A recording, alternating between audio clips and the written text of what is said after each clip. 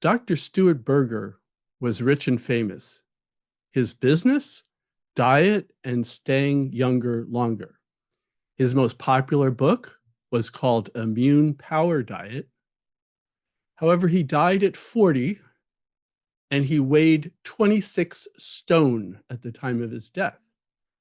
And you might say, what is 26 stone? Well, that's an English term for weight.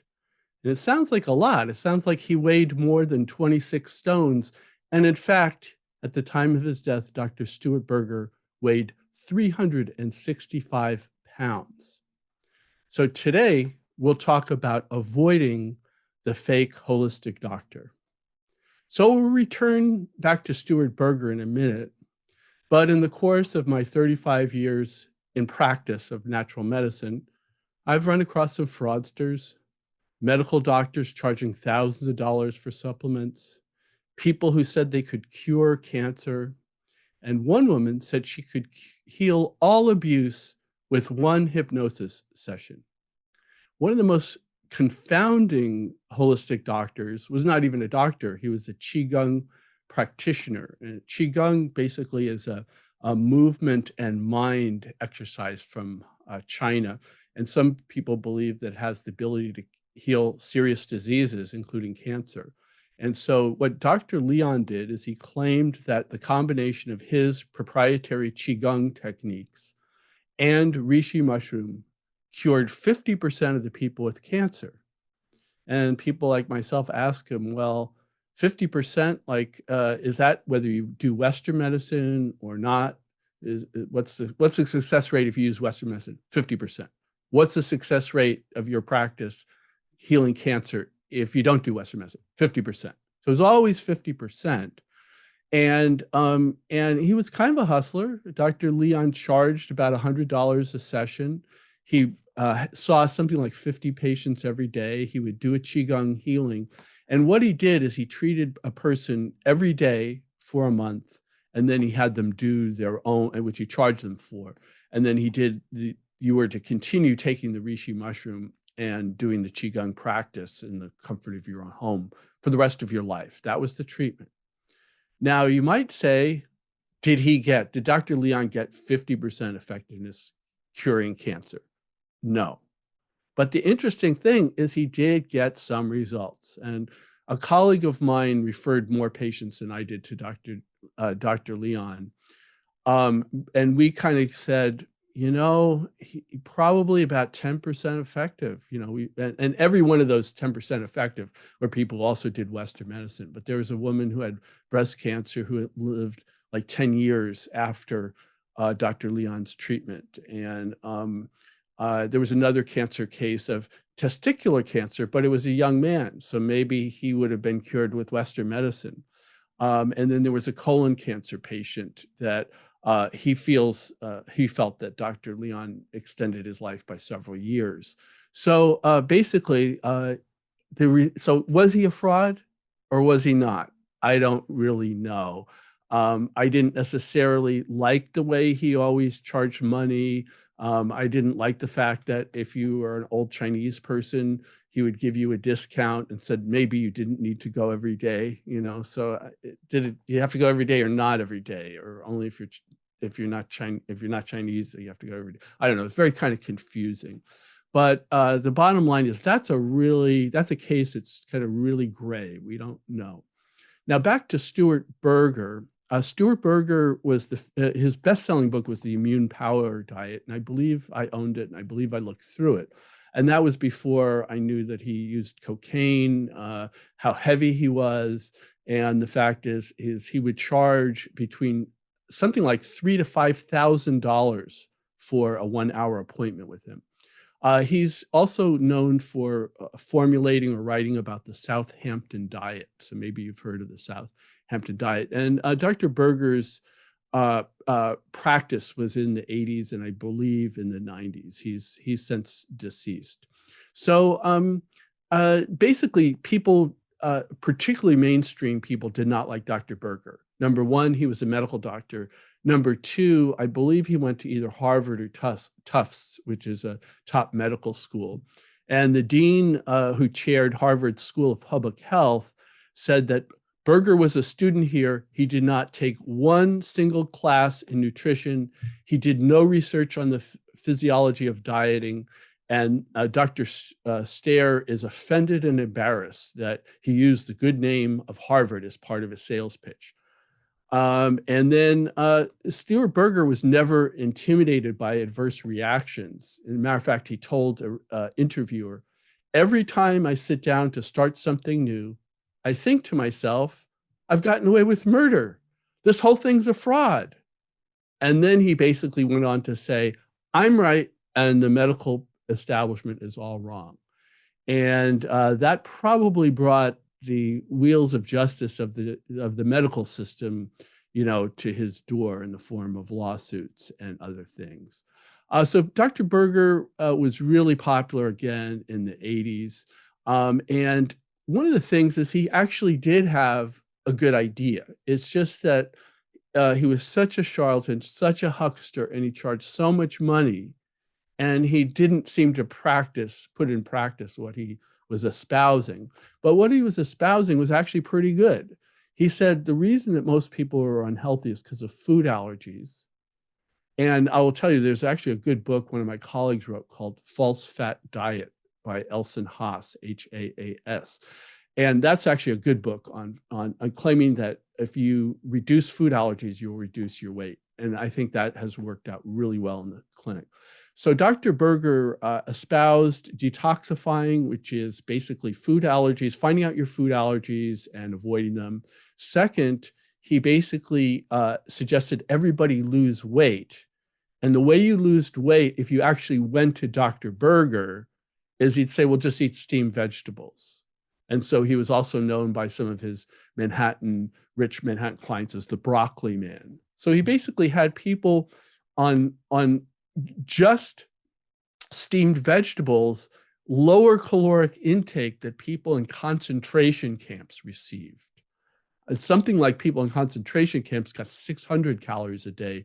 Dr. Berger was espousing like 500 calories a day, which is very, very unhealthy.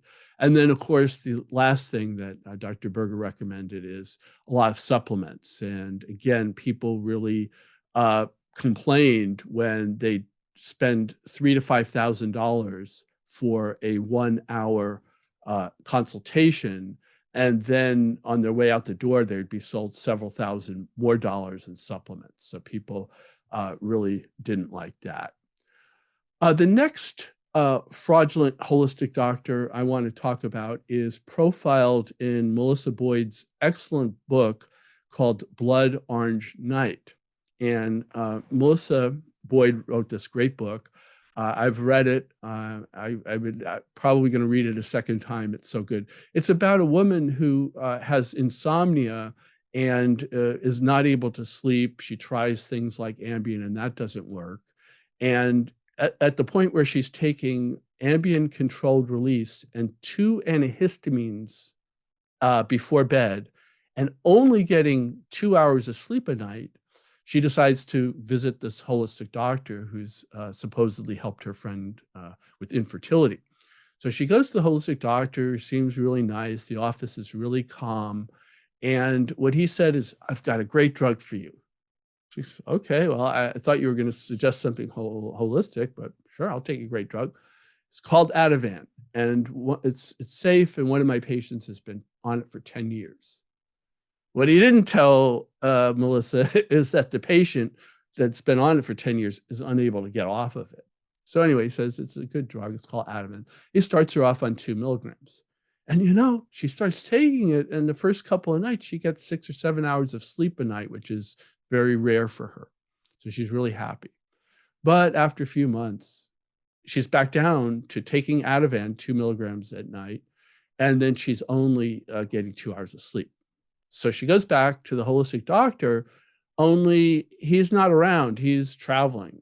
And she puts in a call to him going, I can't sleep. And so finally they arrange for a nurse practitioner in the holistic doctor's office to visit her. And she says, yeah, I'm taking 2 milligrams of Ativan and I'm only sleeping, 2 hours a night. she said, "That's terrible. Are you sure you want to be on Ativan? It's addicting." And she goes, "Yeah, the doctor so-and-so said holistic doctor said it was great." So she goes, "Okay, well, I'll bump your dosage up to 4 milligrams." And I don't know if I've got this right, but I believe that after a couple more months, she actually she's on a higher dosage of Ativan. It goes back down to 2 milligrams, but back down to 2 hours of sleep a night on the 4 milligrams. And I believe she goes then up to 6 milligrams, which is an extremely high dose according to pharmacologists.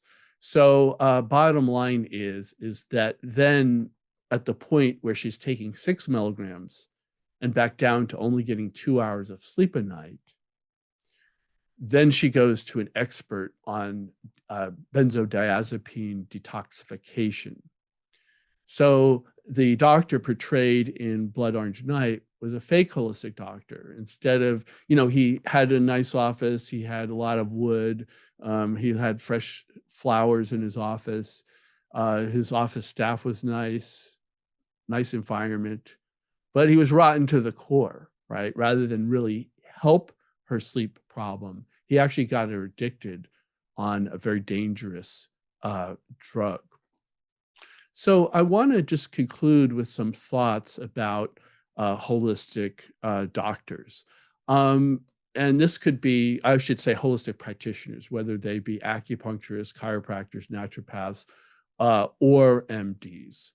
Bottom line is my experience is that most natural doctors are nice people, they're honest, and they're well-meaning. Now, the average natural doctor, in my experience, 35 years, tends to be good in certain areas, but maybe not so good in others. So, for instance, I know many women who prefer to go to women practitioners, and the women practitioners they go for specialize in gynecology, and they get really good results.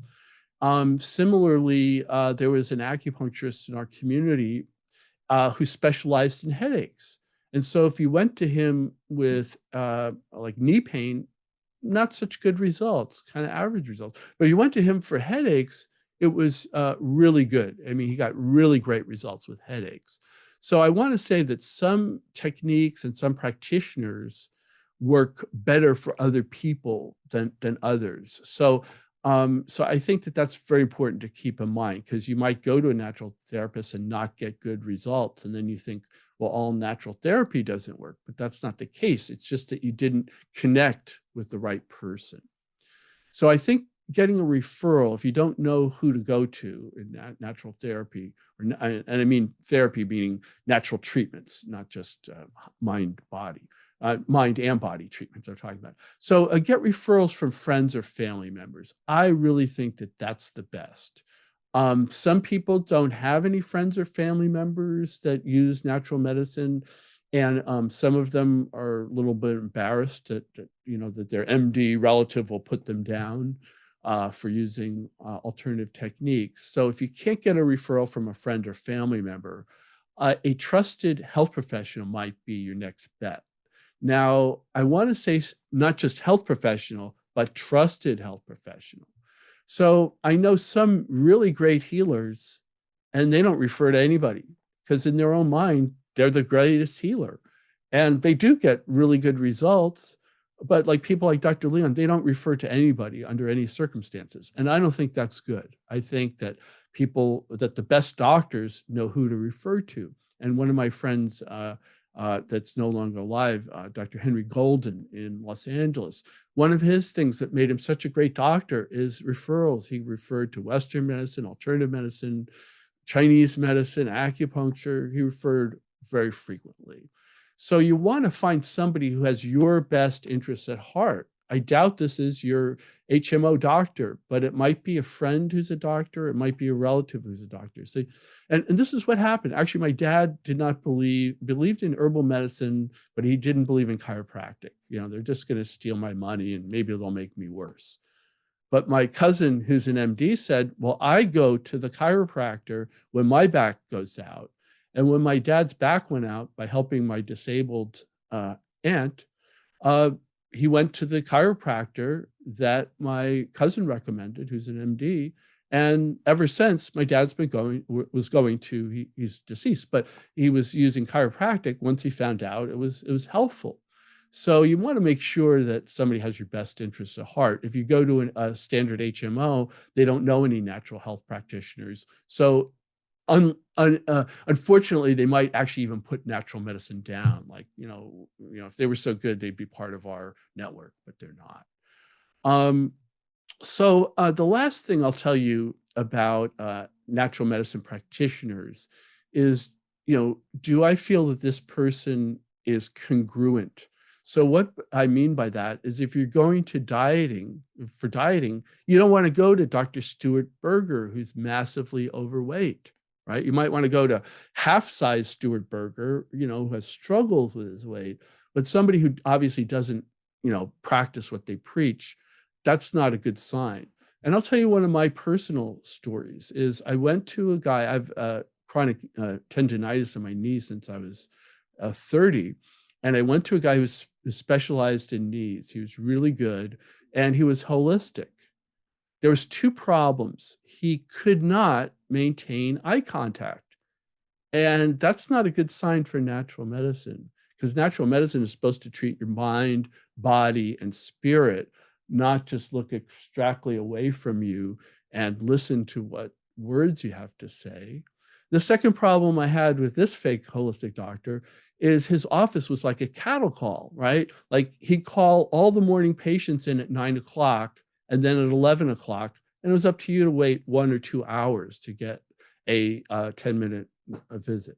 So that tells you something else. Not all holistic doctors are fraudulent who only allow 10 minutes, but it's not a good sign, again, if you go to a holistic doctor or acupuncturist or naturopath and they seem very rushed. So the final question is, how comfortable do I feel with this person? And how confident am I that they can help improve my health? This concludes our podcast for today. If you'd like to see more videos like this, please comment below and let us know what topics you'd like to hear about. And be sure to like and subscribe to help us grow our channel. If you'd like to know more about us, please visit our website at getwellfoundation.org. Thanks for joining us, and we'll see you next time.